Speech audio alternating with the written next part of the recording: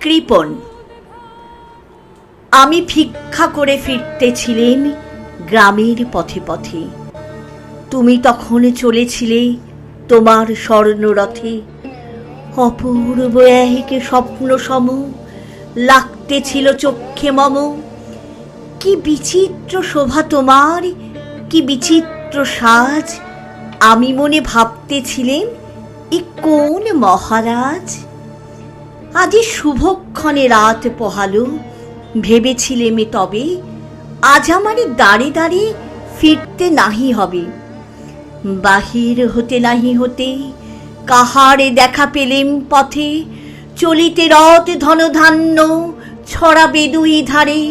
মুঠা মুঠা কুড়িয়ে নেব ভারে ভারে। দেখি সহসা রথ থেমে গেল আমার কাছে এসে। আমার মুখপানে চেয়ে নামলে তুমি হেসে। দেখে মুখের প্রসন্নতা জুড়িয়ে গেল সকল ব্যথা।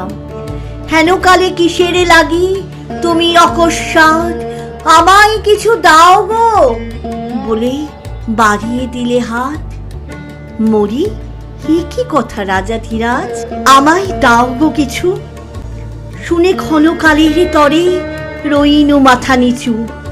তোমারই কিবা অভাব আছে ভিখারি ভিক্ষুকের কাছে। এ কেবল কৌতুকের বসে আমায় প্রবঞ্চনা। ঝুলি হতে দিলেম তুলে একটি ছোট কণা। যবে পাত্রখানি ঘরে এনে উজাড় করি, এ কি ভিক্ষা মাঝে একটি ছোট সোনার কণা দেখি। দিলেম যারা যে ভিখারিরে স্মরণ হয়ে এলো ফিরে। তখন কাঁদি চোখের জলে দুটি নয়ন ভরে। তোমায় কেন দিইনি আমার সকল শূন্য করে। নমস্কার।